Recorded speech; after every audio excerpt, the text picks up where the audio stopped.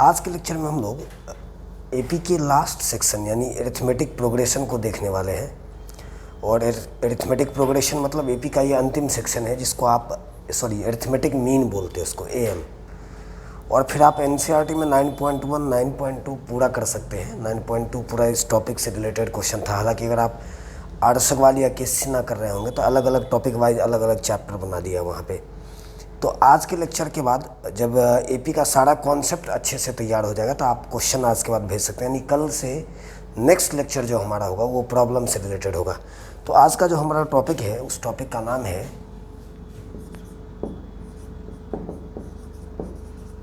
Arithmetic mean. Actually में class 10th में भी का चर्चा हुआ है। आप इसको शॉर्ट में एएम बोलते हैं,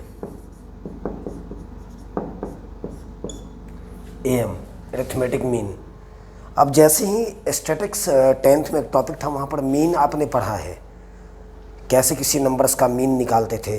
जैसे अगर हमारे पास 5 नंबर है उसका मीन चाहिए तो पाँचों को ऐड कर दिए, पाँचों को जोड़ दिया और 5 से डिवाइड कर दिया, वो उसका मीन हो जाता था। यहाँ पर भी उसी तरीके से कहानी बनेगा कि अगर सपोज कर लीजिए x1 x2 x3 xn है ना। x1 x2 x3 xn ये आपके पास n नंबर्स है। आर एन टर्म्स या नंबर्स एक ही बात है। अगर ये n नंबर्स है तो इसका मीन हो जाएगा, एरिथमेटिक मीन आप इसको बोल सकते हैं। इसका एम हो जाएगा, इस सारे नंबर्स को जोड़ देंगे यानी x1 plus x2 plus x3 up to xn by n। और जितना उसका नंबर है उससे आप डिवाइड कर दोगे। यही हो गया अरिथमेटिक मीन का कहानी। क्लास 10th का टॉपिक है। इसको हिंदी में हम लोग समांतर माध्य बोलते हैं। जो बिहार बोर्ड का बच्चा वो समझ रहा होगा। तो अगर आपके पास जितना भी नंबर होगा सबको ऐड कर दो और जितनी उसकी संख्या है, जितना उसका नंबर है उससे डिवाइड कर दो तो आप उसके अरिथमेटिक मीन तक चले गए। उसी को आप एएम बोलते हैं। अब आप बोलोगे ये तो स्टैटिक्स का टॉपिक है, इसका एपी के साथ कैसा रिलेशन है, ये एपी में कैसे आ गया ये टॉपिक। तो मैं थोड़ा सा एग्जाम्पल के थ्रू आता हूँ। पहले मैं एक क्वेश्चन इस पे कर दे रहा हूँ, एक एग्जाम्पल ले रहा हूँ। Find am of 145। 145 आपके पास 3 नंबर है, इसका एएम चाहिए तो इसका एएम हो जाएगा 1 + 4 + 5 बाई 3। तो ये 5 + 4 9 और 9 + 1 यानी 10 बाई 3 हो जाएगा। मतलब 3.33 लगभग, या 3.3 लगभग में आप इतना ले लेंगे। इस तीनों नंबर का ये अरिथमेटिक मीन है। तो ये तो क्लास 10th में भी हम लोग कर चुके हैं। आप इसको सीधा मीन या अरिथमेटिक मीन भी बोल सकते हैं। अब एपी के साथ इसका कैसा संबंध है, एपी में कैसे ये टॉपिक आ गया। तो मैं एक क्वेश्चन यहाँ से एक और देख ले रहा हूँ। क्वेश्चन ने दिया फाइंड एएम ऑफ 4 और 8। 4 और 8 दो नंबर है, उसका एएम चाहिए, अरिथमेटिक मीन चाहिए। इसका एएम हो जाएगा 4 + 8 बाई 2 6 हो जाएगा। 4 + 8 बाई 2 6 हो जाएगा। और जब आप इस 6 को 4 और 8 के बीच में रखेंगे तो ये सीक्वेंस एपी में चला जाता है। ये सीक्वेंस एपी में चला जाएगा। मतलब दो नंबर्स के अरिथमेटिक मीन को निकाल के उस नंबर के बीच में डाल देंगे तो वो सीक्वेंस एपी का हो जाएगा। यही रिलेशन एएम को एपी से कनेक्ट करता है। इसी रिलेशन से हम लोग एपी और एएम को कनेक्ट करने वाले हैं। दोबारा वापस से देखिए, किसी भी दो नंबर का 4 और 8 दो नंबर है, 4 और 8, आपने इसका अरिथमेटिक मीन निकाल लिया। 4 + 8 बाई 2 हो जाएगा, 6 आएगा। जब आप इसको 4 और 8 के बीच में 6 को रखेंगे तो ये सीक्वेंस एपी में आ जाता है। और यही चीज़ एएम को एपी से कनेक्ट करता है। तो फाइनली यहाँ से एक कॉन्सेप्ट बन गया, let a be the AM of small a and b. दो नंबर्स यहाँ पर ए बी है, ये स्मॉल जो हमने ए बी लिखा है ये 2 नंबर है। इसका अरिथमेटिक मीन है ए। एम का मतलब एरिथमेटिक मीन। इस पूरा नाम को भी ध्यान में रखेंगे। तो जब आप इस दोनों नंबर्स के बीच में इस अर्थमेटिक मीन ए को रखेंगे तो ये सीक्वेंस एपी का हो जाएगा। दूसरी बात, ये ए कैसे पता करेंगे, इस ए को कैसे पता करेंगे, दोनों नंबर को ऐड करके 2 से डिवाइड कर देंगे। दोनों नंबर को ऐड करके 2 से डिवाइड कर देंगे। दोबारा एक बार इसको वापस से हम लोग रिवाइज कर लेते हैं, उसके बाद फिर हम लोग नेक्स्ट कॉन्सेप्ट देखेंगे। अरिथमेटिक मीन बोलते हैं टॉपिक, इसका शॉर्ट नेम एएम होता है, आप बुक में भी एएम लिखा हुआ देखोगे। तो ये क्लास 10th का सेक्शन था, स्टैटिक्स से उठा के हम लोग लाए हैं कि अगर मान लीजिए हमारे पास n टर्म्स है, x1, x2, x3, x4, x5, xn, आपके पास टोटल नंबर ऑफ टर्म्स कितना है, n है। अगर इस नंबर का एएम चाहिए, अर्थमेटिक मीन चाहिए, तो सारे नंबर्स को ऐड करके n से डिवाइड कर देंगे, सबको ऐड करेंगे और n से डिवाइड कर देंगे तो एएम निकल के आ जाएगा। एक क्वेश्चन भी मैंने कर दिया, 145 का एएम पता कर लिया। अब बात करना चाह रहे थे कि एपी के साथ कैसा रिलेशन है, एपी में ये चीज़ कैसे आ गई। ये तो अर्थमेटिक का, ये तो स्टैटिक्स का सेक्शन है, फिर एपी के साथ कैसा कनेक्शन है। तो मैंने किसी 2 नंबर्स का 4 और 8 2 नंबर से लिया, उसका एएम हमने पता किया, तो इस 4 और 8 का एएम हो जाएगा 6। और जब आप इस 6 को 4 और 8 के बीच में रखोगे तो ये सीक्वेंस एपी का बनेगा। जब 4 और 8 के बीच में उस 6 को डालेंगे तो वो सीक्वेंस एपी का बनेगा। तो फाइनली यहाँ से एक कॉन्सेप्ट बन के आ गया कि अगर सपोज करिए ए बी कोई 2 नंबर से है, उसका एएम ए है, कैपिटल ए, तो उस ए और बी के बीच में जब इस कैपिटल ए को रखेंगे तो ये सीक्वेंस एपी का होगा। और ए कैसे पता करेंगे, दोनों नंबर को ऐड करके 2 से डिवाइड कर लेंगे। पहले इसको नोट कर लिए, उसके फिर हम लोग नेक्स्ट देखते हैं। अब चलिए, अब इसी में हम लोग थोड़ा सा आगे बढ़ते हैं। जैसे अगर सपोज कर लिया मैं, कोई सीक्वेंस है हमारे पास, एपी का कोई सीक्वेंस है, इस टर्म को आप जानिए 2 4 6 8 10। आपको पता है ये सीक्वेंस एपी का है, are in AP.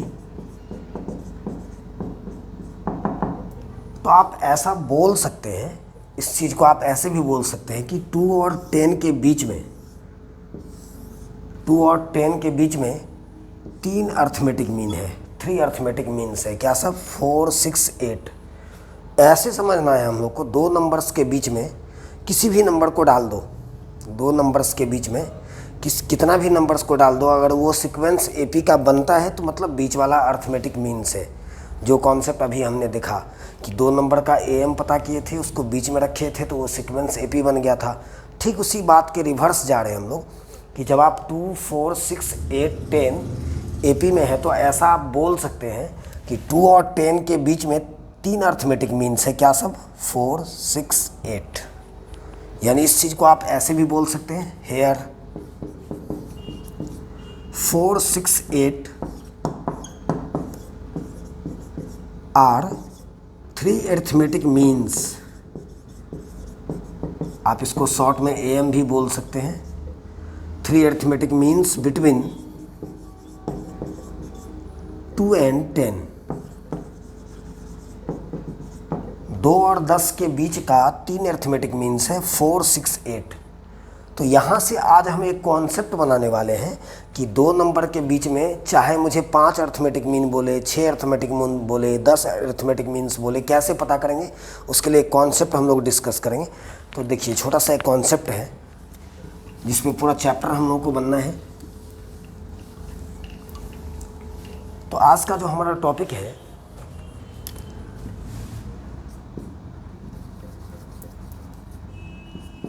To find n arithmetic means, इसको आप शॉर्ट में एम्स भी बोल सकते हैं, एम्स, शॉर्ट में आप एम्स भी बोल सकते हैं। बिटवीन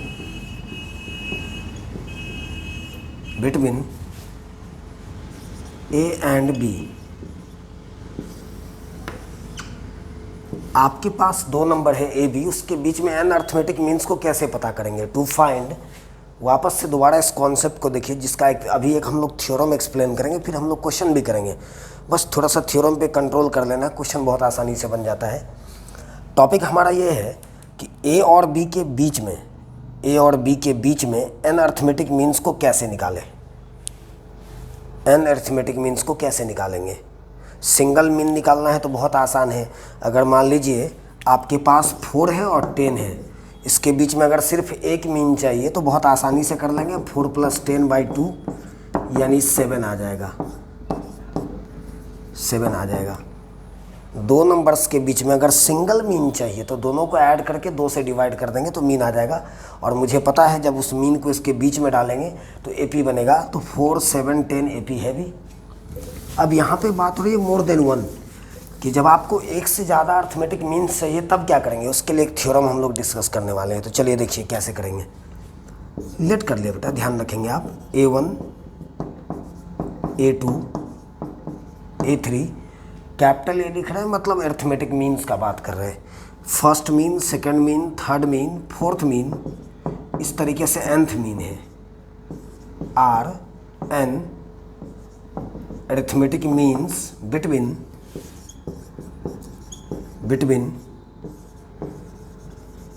ए एंड बी, मतलब ए और बी के बीच में एन अरिथमेटिक मीन्स हम लोग निकालना चाह रहे हैं, उसी के लिए कॉन्सेप्ट बनाना चाह रहे हैं। तो हमने लेट कर लिया कि ए और बी के बीच में एन अरिथमेटिक मीन्स है। क्या सब? फर्स्ट मीन कौन है? A1, second A2, third A3, fourth A4, last AN। इससे क्या होगा ना, हम लोग को 5 चाहिए तब भी हम लोग पता कर लेंगे। दो नंबर्स के बीच में अगर 5 अरिथमेटिक मीन्स है तब भी पता कर लेंगे। 6 चाहिए तब भी पता कर लेंगे। तो एक थ्योरम है, एन का मतलब सबके लिए स्टैंड कर जाएगा। अब आपको एक चीज़ तो बहुत क्लियर पता हो जाना चाहिए कि जब आप इन सारे मीन्स को ए और बी के बीच में रखेंगे तो ये सीक्वेंस AP का बन जाएगा। यही चीज़ कनेक्शन है AM और AP के बीच में।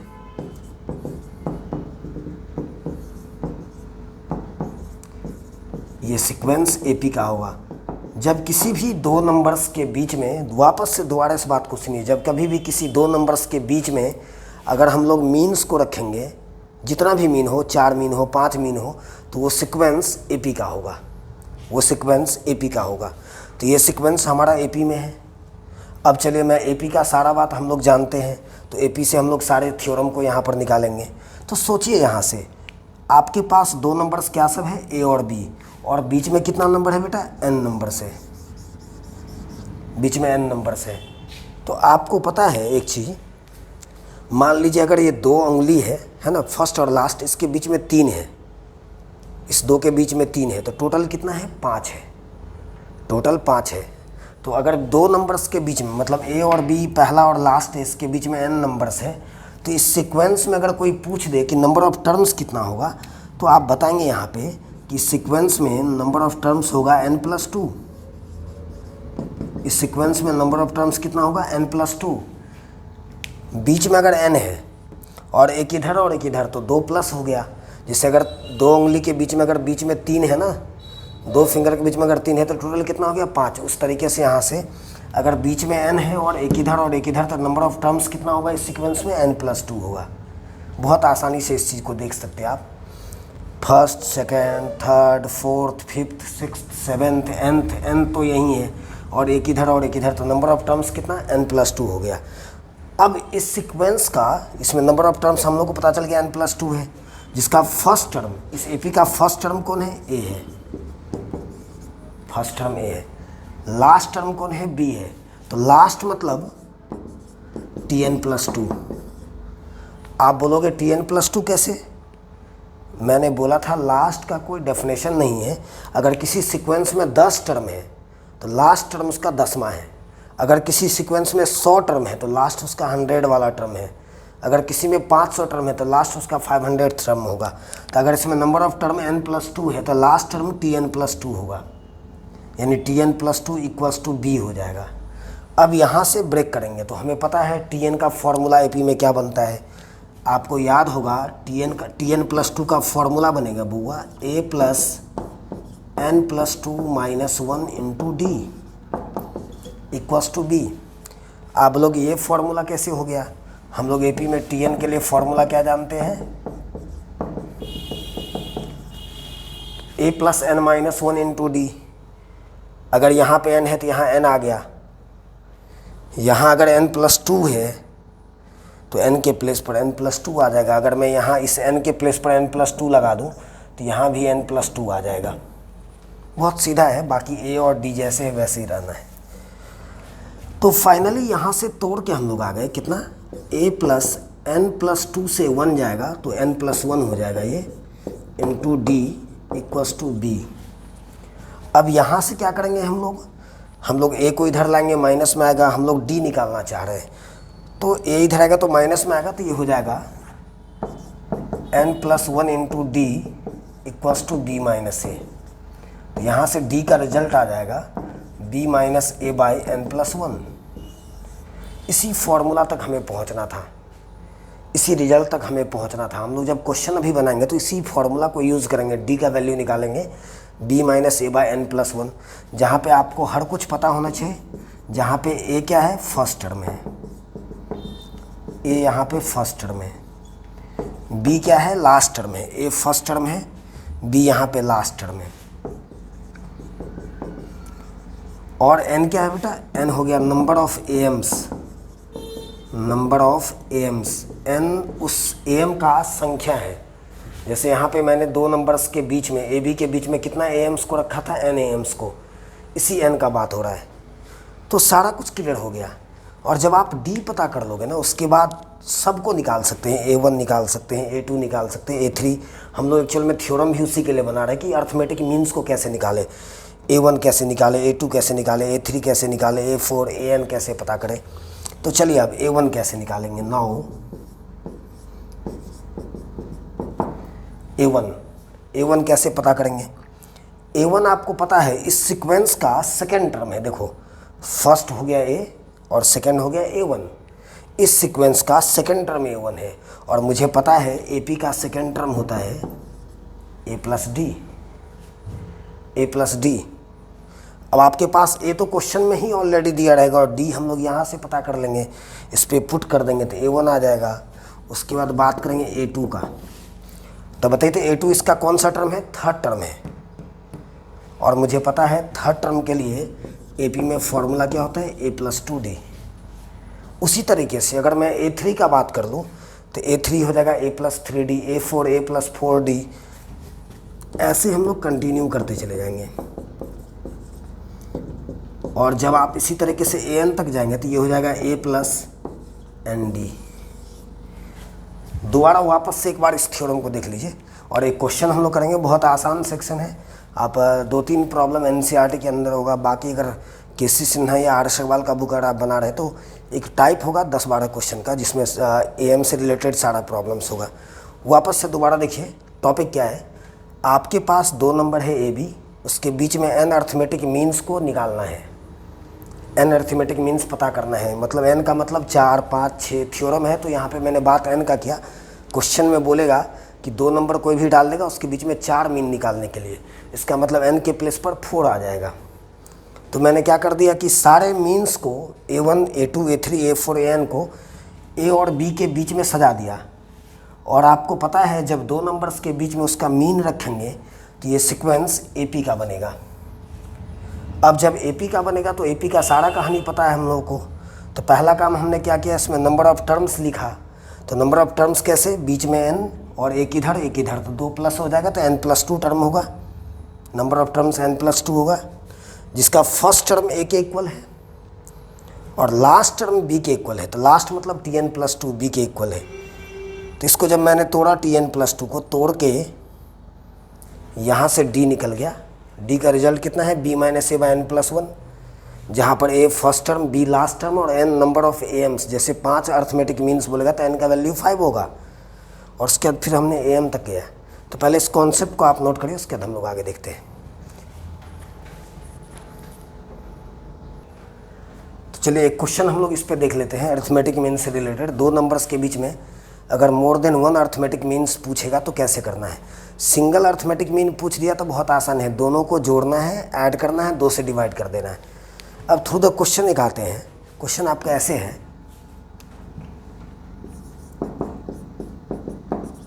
Find 4 AIIMS, 4 arithmetic means between 3 and 18, 3 और 18 के बीच में, 3 और 18 के बीच में 4 अर्थमेटिक मीन्स चाहिए। तो कैसे कैसे आना देखते रहिए आप। पहला काम आप लेट कर लोगे, A1, A2, A3, A4 are 4 AMs, 4 arithmetic means between 3 and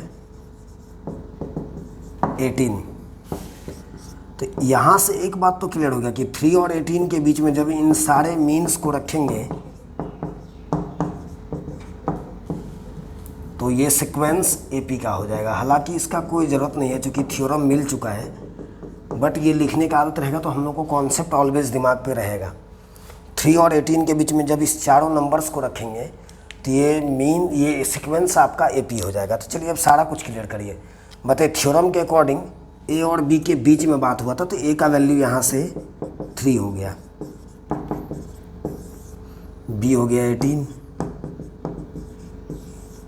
अब आपके पास ए आ चुका है, बी आ चुका है और बात हो रही है कितना मीन्स का, 4 मीन्स का। 4 मीन निकालना तो एन का वैल्यू हो गया 4।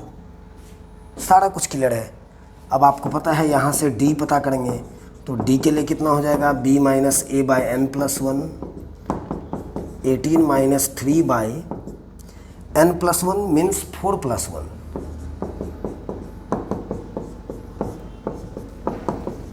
डी यहाँ से बेटा 3 आ गया तोड़ के, डी आपका 3 आ चुका है। और जैसे ही डी पता चल गया तो अब हम लोग मीन के लिए बात करेंगे। तो मीन्स हमारा हो जाएगा, पहला मीन होगा A1 जिसका रिजल्ट होगा A प्लस डी। अब आपको पता है A3 और D भी 3 है, 6 आ जाएगा। A2 हो जाएगा A plus 2D, 3 plus 2 into 3 9 हो जाएगा। थर्ड मीन हो जाएगा A plus 3D, 3 plus 3 into 3 12 हो जाएगा। फोर्थ मीन हो जाएगा A plus 4D, 3 plus 4 into 3 15 हो जाएगा। 6, 9, 12 ये 4 मीन हमें निकालना था और हमने चारों को निकाल चुका है। 6 आ गया पहला, दूसरा 9, तीसरा 12 और फोर्थ 15 है। और आप जब देखोगे इन चारों नंबर्स को इसके बीच में रखेंगे आप 3 और 18 के बीच में, तो देखेंगे कंप्लीट एपी बन रहा है, सीक्वेंस एपी का है। तो ये था छोटा सा कॉन्सेप्ट। आज के लेक्चर में हम लोग एपी के पहले कॉन्सेप्ट को एंड किए हैं। पहले जा कर के 9.1, 9.2 फ्रॉम एनसीईआरटी उसको बनाना है। और आज इस लेक्चर को देख करके आप अपने डॉट्स को भेजेंगे, एनसीईआरटी का जो भी डॉट्स होगा। नेक्स्ट लेक्चर जो भी होगा हमारा वो एपी से रिलेटेड क्वेश्चन को देखने वाले हैं। तो सबसे पहला वर्क, सारा नोट्स अच्छे से तैयार कर जाना है, सारा कॉन्सेप्ट पहले रिवाइज कर लेना है, TN, SN, properties of AP, फिर AM, फिर उसके बाद क्वेश्चन अप्रोच करेंगे तो आसानी से बनेगा क्वेश्चन। और जो भी डॉट्स होगा हम लोग को इस लेक्चर के बाद हमें सेंड करना है। नेक्स्ट लेक्चर में हम लोग केवल प्रॉब्लम डिस्कशन करेंगे, जो आपका प्रॉब्लम होगा या फिर जो रिलेटेड क्वेश्चन, जो बड़ा क्वेश्चन है वो भी हम लोग डिस्कस करेंगे। Thank you so much.